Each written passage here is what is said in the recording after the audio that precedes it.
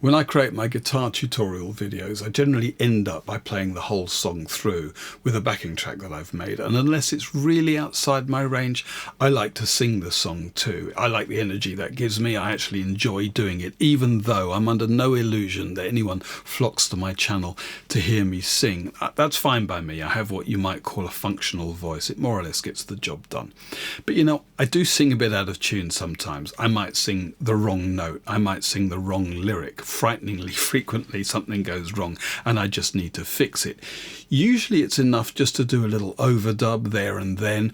That might mean that in the video playthrough you can see my mouth moving at a slightly different time than the audio happens, but that's okay. I'd rather it sounds right than that it looks right. The issue I've got, of course, is that I'm recording onto a single microphone. So everything that I record onto a mono audio file from my voice and the guitar is burnt together. And if I want to pitch correct my voice, that's going to mean changing the pitch of the guitar and so on. So in this video I'm going to look at some trickery that we can use in Logic. We're going to start with some comps, that is layering different takes where we can kind of cherry pick and create a better performance. Then we're going to look at the stem splitter where we can actually separate out the different instruments, which is amazing by the way. And then we're going to look at the pitch correction software that comes with Logic, that's the Flex Pitch.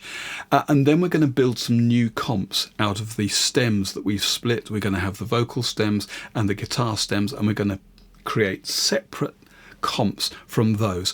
So we're going to end up with these two different comps that operate entirely independently as if they were recorded at different times, and that gives us an enormous amount of flexibility in our mix. So let's take a look. Just to talk you through the sort of thing I mean, if you're not familiar with Logic or you don't have experience with this kind of project, I sing to a backing track that typically consists of drums, bass and keyboard, and I'll just play that for you. 1, 2, 3. Smile, though your heart is aching. Smile, even though it's breaking wind. Okay, well you get the idea. Just for reference then, this is how the voice and guitar sound together at the moment. There are clouds in the sky, you'll get by. Yep. I mean, it's a workable recording, I guess. The level's okay, there's no distortion, the balance between the voice and the guitar is alright, but there are points where my voice really is a bit pitchy, as they say. In fact, there's at least one place where I'm singing the wrong note. If you smile through your fear, smile through your... That needs to go up to a C, and actually there I only get as far as a B. So I need to fix that, and there may be a few other tweaks that we want to make apart from that. First thing I want to talk about here is the fact that this recording has multiple takes. In this case, when I filmed my performance, I went round the whole thing twice. Now if I open up the take folder with this little arrow here, you can see two complete recordings, one under the other. And you may know that you can choose segments of one or the other as you like. This is known as comping, and it's a very useful and a very common way of building up a performance from multiple takes. Of course, you can have as many different takes as you like stacked up on top of each other, and you can build up some quite complex Frankenstein style recordings using different parts from the various takes.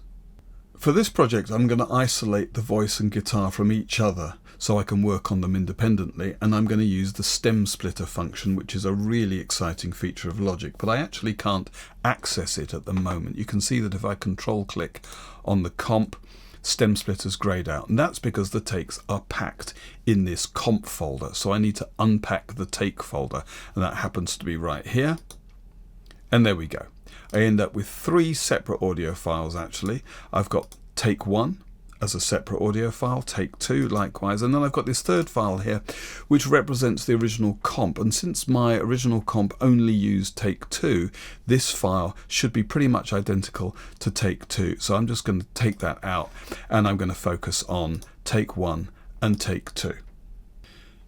Now that we've got these takes shown as individual files, we can use the stem splitter on them. In my case, I'm going to ask it to sort out the vocal from the guitar.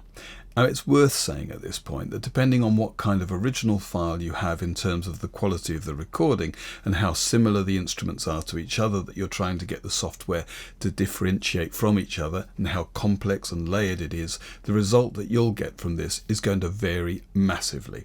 The bottom line is that you are going to lose some quality, and whether that renders the result usable or not, well, that really depends. For this project, and I've been messing about with this a bit, I reckon the loss in quality is minimal enough for this to be a viable solution. So let's split both takes, separating out the voice and guitar.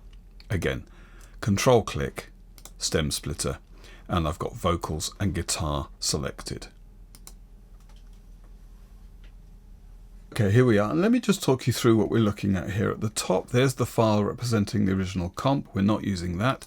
And then I've got take 2, and below that, a track stack or a folder containing the stems from that take. There's the vocals, and there's the guitar. And below that, I've got exactly the same thing for take 1. I've got the take itself, and then the stems in a folder there, the vocals and the guitar. And if we listen to the individual stems, you'll see that they are perfectly separated. Here's the vocals. Though your heart is aching, smile.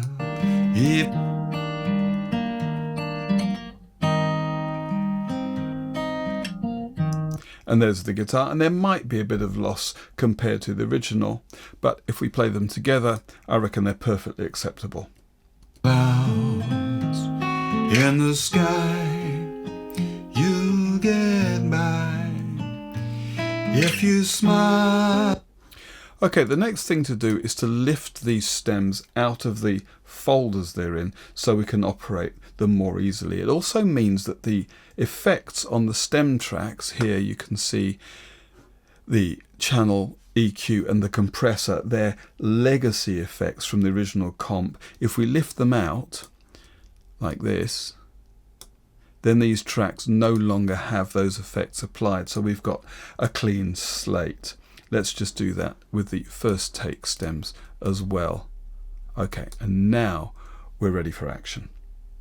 I suppose the most obvious thing to say about the advantage of having these as stems is, of course, that now that we've got them separated, we can operate on them as if they had been recorded separately. So we could have, for instance, the guitar over to the right and the vocals over to the left. Even though it's breaking when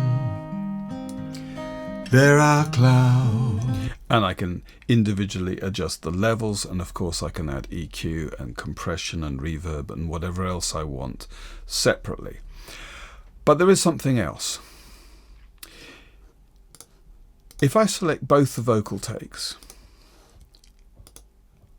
I can pack them into a take folder, and I can do exactly the same thing with the guitar, and I end up with, if I set these back to 0 or near enough, comps for the individual instruments. I've got a separate comp for the vocals and for the guitar, and that means that I can operate my comp on the guitar if, for instance, there's a vocal bit that I prefer from take 2, but I prefer the guitar part from take 1 at a given point. I can easily do that. How cool is that? At this point, obviously, I can pick and choose independently, and when I'm happy enough with my comps, I can start thinking about working on my vocal line. There is just one place where I'm going to use the vocal from take 1. That's around bars 48-49, where I actually sing the wrong lyric in take 2. Let's just open this up. If you time. It should be that's the time. So I'm just going to bring that in and let's see what happens. That's the time you must keep on. That's the time you must keep on. I mean, that kind of works. Of course, it'll mean in the final video my mouth won't quite synchronize with the lyric, but really I'm okay with that. Of course, you might have many more takes in your comp, or you might have incomplete takes or audio you've brought in from elsewhere and so on. But assuming I've got my comps how I want them, now I can focus on tuning the vocals. Now you'll remember there's a really obvious place here, bar 17 or 18. If you smile through your fear, na na na. That's kind of a flat B. I don't even know what that is. It's just a wrong note. I'm supposed to be singing la da da up to a C, but I'm only singing la da da, which is kind of how it should be in the following phrase. The easiest way to deal with this, now that we haven't got to worry about dragging the guitar audio around with us, is to use Logic's own onboard pitch correction tool, Flex Pitch. And this isn't going to be an in-depth tutorial because we'd be here all day, but essentially you'll activate the flex function up here at the top. And that means we can see the flex options in the track header. And I'm going to choose Flex Pitch. And normally this takes a little moment for it to sort through all the pitches, although I've already asked it to do this. And here you can see that each new note it identifies gets marked with an indicator showing whether it's sharp or flat. And you can select a single note and simply drag the indicator in the direction that you want. For instance, that's tuned that note, whatever that note was. You can even select a swathe or an entire file and mercilessly pitch correct that. This is a bit of an agricultural way to work, and I don't want everything to be clinical and sound as though it's been put through a pitch corrector with that amount of efficiency. So, if I press E, I can open the audio track editor and I can see the individual notes much more easily. If you smile through your fear. There it is. And I'm going to zoom in a bit more. And just make a C. And in fact, it was a bit sharp. So I'm going to make that a bit more like a C. If you smile through your fear. There. No, I'm done. I don't think anyone will be any the wiser except me. If you want a little bit more control and you'll need to close this panel, you can come up here and open the audio track editor. It's exactly the same thing, just in a separate floating window. Let's look at the finished edit where I've mixed the whole thing complete with keyboard, bass and drums. I've got some track automation, really just volume curves, and I've gone through the whole vocal track and tweaked the pitch where it needed it, just a few places where a bit of subtle retouching might help, but there is a limit to what I want to achieve here. And apart from correcting the pitch of that one note early on and dropping in a little bit of the first take so that I've got the correct lyric, I've also re-recorded a single note, the very last word, smile, because on the original it was just a bit short, and you can see that's added a separate take into my comp. You just smile.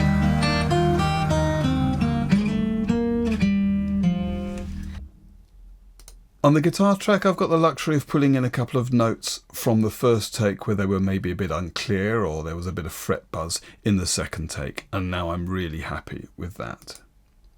Beyond that, a couple of tools I don't like to be without, and I'm really not an audio engineer, so please don't shoot me down, but there are two dynamics processors beyond setting levels and using compression that I do like to use. The first is a Waves plugin called Vocal Rider that just helps to keep a fairly consistent level. Now I've inserted that at the start of the signal chain on both the guitar and the vocal track. Oh, 1, 2, 3, smile. Though your heart is aching, smile, even though it's breaking when. So in old terminology, I'm riding the faders here, and it just helps to feed a more consistent level into the compressors that follow. The other thing is from Waves Factory, Waves and Waves Factory, two very different companies, and I've just got this on the guitar channel. And this is something called Track Spacer, which frankly is a bit like magic. What I'm doing here is side chaining the vocal to use its amplitude, its volume, to trigger a subtle suppression of the volume of the guitar. Oh, 1, 2, 3, smile, though your heart is aching. Smile, And of course, with just two instruments, it's not as though they're really going to overwhelm each other, but this really does, as the name of the plugin suggests, help to create a bit of space. You can make this more and more exaggerated. And when there are clouds in the sky, you get by if you smile through your fear and sorrow. You know, it can become a bit like that kind of ducking compression that you would get with the news broadcasts on the radio with the music behind it. You can drag in a low cut or high cut filter as you like, and there are some quite simple, intuitive and very effective controls here too. I guess really what we're doing is getting the backing to back off, if that makes sense. It just creates a bit of transparency and it's very intuitive and effective. Beyond that, well, I'm really not doing anything earth-shattering with my mix, just trying to get sensible levels, a judicious bit of compression, EQ and reverb, and of course the lovely big new mastering button, which is a breeze to use and is very flattering if you're trying to mix. Okay, well, I hope you found some of that useful. It was a bit of a voyage of discovery for me, and I just thought it would be good to share. I'll link the guitar video below this one and you can watch the final playthrough. I reckon if you know where the pitch correction happens, you might just be able to spot it, but otherwise I think it's pretty seamless.